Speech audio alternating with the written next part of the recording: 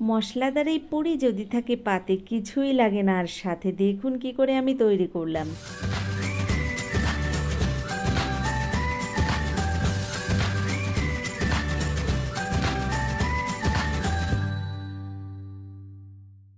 আজকের রেসিপিটি তৈরি করার জন্য প্রথমেই 100 গ্রাম মুগ ডাল দেখুন আমি 1 ঘন্টা জলে ভালো করে ধুয়ে ভিজিয়ে রেখেছিলাম।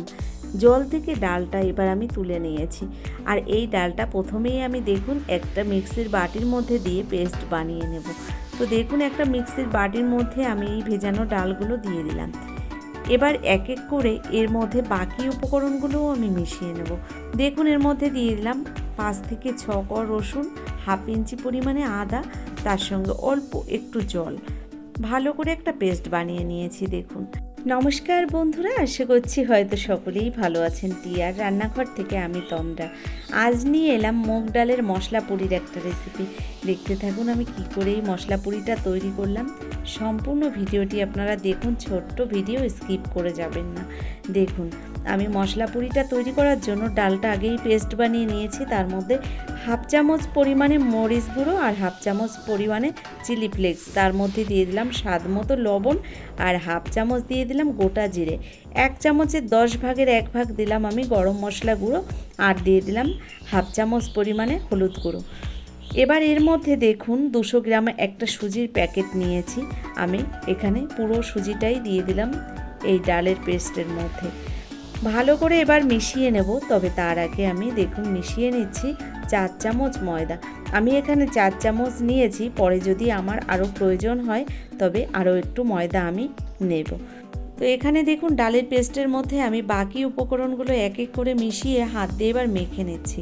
ঠিক যেমন আমরা লুচি পুরি তৈরি করার সময় ময়দাটা মেখে নিই, তেমনভাবেই এই মাখাটাও আমি মেখে নিচ্ছি। দেখুন তো এখানে আমার মনে হচ্ছে আর ময়দা দেওয়ার প্রয়োজন নেই, ঠিকঠাকই হয়েছে।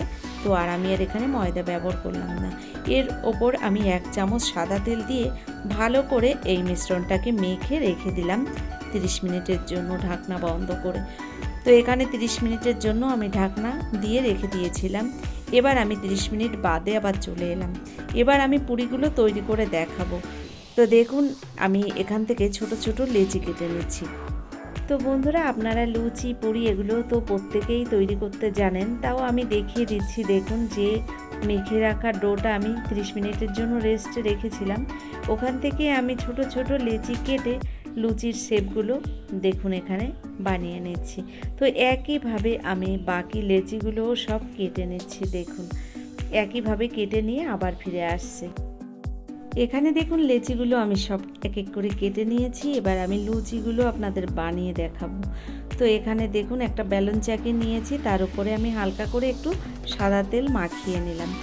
আর এই লেচিগুলো আমি দেখুন একটা একটা করে এই বেলুন চাকির ওপরে রেখে আস্তে করে এটাকে বেলে নিচ্ছি। এটা একদমই বেশি জোরে চাপ দিয়ে এই লুচিটা তৈরি করা যাবে না, তাহলে কিন্তু সাইডে ছিঁড়ে যাবে বা ফেটে যাবে। তো দেখুন একদম হালকা হাতে কিন্তু আমি এই লুচিগুলো এক এক করে বানিয়ে নিচ্ছি। তো আপনারা দেখে বুঝতে পারবেন আমি ঠিক কেমন করে বানাচ্ছি। দেখুন বন্ধুরা আপনারা অনেক ধরনের লুচি খেয়েছেন, তবে এই লুচিটা খাওয়ার সময় কোনো রকম সবজির প্রয়োজন হয় না। এটা কিন্তু শুধু শুধুই খেয়ে নেওয়া যায়। আপনারা চাইলে একটু সস দিয়েও খেতে পারেন, এটা সস দিয়ে খেতেও মন্দ লাগে না। দেখুন আমি কথা বলতে বলতে লুচিগুলো কিন্তু সব এখানে বেলে বানিয়ে নিয়েছি। দেখুন এটা দেখতে ঠিক এরকমই হয়েছে, একটু মোটা মোটা করেই বেলতে হবে। এবার এদিকে দেখুন গ্যাসের উপর তেল গরম আমি আগে থেকেই বসিয়ে দিয়েছিলাম। তেলটা কিন্তু সুন্দর গরম হয়ে গেছে। লো টু মিডিয়াম হিটে রেখে আমি লুচিগুলোকে একটু এভাবে নেড়ে চেড়ে ভেজে নেব। তো বন্ধুরা আপনারা যখন এই পুরিগুলো ভেজে নেবেন একদমই গ্যাসের ফ্লেমটাকে বাড়িয়ে দেবেন না, তাহলে কিন্তু পুরিগুলো উপর দিয়ে পুড়ে যাবে আর ভেতরে কাঁচা থেকে যাবে। যেহেতু এগুলো একটু মোটা রয়েছে তাই গ্যাসের ফ্লেমটাকে লো টু মিডিয়াম হিটে রেখেই ভেজে নিতে হবে। আপনারা যদি প্রথম তেলটাকে হাই হিটে গরম করে নিয়ে লো টু মিডিয়াম হিটে গ্যাসের ফ্লেমটাকে রেখে পুরিগুলো ভেজে নেন, তাহলে কিন্তু পুরিগুলো সুন্দর ভাজা হবে আর ভেতরেও একদম কাঁচা থাকবে না। দেখুন একইভাবে আমি কিন্তু পুরিগুলো ভেজে নিচ্ছি। আর এগুলো কিন্তু খুব একটা ময়দার লুচির মতো ফোলে না, কারণ এখানে মশলা রয়েছে আর একটু মোটা করে যেহেতু বেলে নেওয়া হয়েছে যে কারণে এটা কিন্তু একদমই লুচির মতো এরকম ফুলে মোটা হয়ে যায় না। এটা একটু কচুরির মতো দেখতে হয়, খেতেও কিন্তু অনেকটা কচুরির মতোই লাগে। দেখুন একইভাবে আমি কিন্তু বাকি এই পুরিগুলো ভেজে নিয়েছি, আর এক এক করে ভেজে নেওয়ার পরে আমি নামিয়ে নিচ্ছি। দেখুন কালারটাও কি দারুণ হয়েছে, যে কারণে এখানে হলুদ ব্যবহার করেছি, হলুদের জন্য কালারটা কিন্তু দারুণ এসেছে। তো কথা বলতে বলতে দেখুন বাকি পুরিগুলো আমি একইভাবে সব ভেজে নিয়েছি, আর এবার আমি আপনাদের পরিবেশন করে দেখাবো কেমন হয়েছে। দেখুন তো বন্ধুরা দেখুন এখানে আমি পুরিগুলো এক এক করে সব ভেজে নিয়েছি, আর পুরিগুলো এবার আপনাদের নামিয়ে দেখাচ্ছি কি দারুণ হয়েছে। দেখুন এগুলো দেখতে, তো এখানে একটা ঝুড়ির মধ্যে দেখুন আমি পুরিগুলো নামিয়ে নিয়েছি, দেখতে কিন্তু দারুণ লোভনীয় হয়েছে। তো বন্ধুরা কেমন লাগলো আমার এই পুরির রেসিপিটি, অবশ্যই সেটা কিন্তু কমেন্টসের মাধ্যমে আমাকে জানাবেন।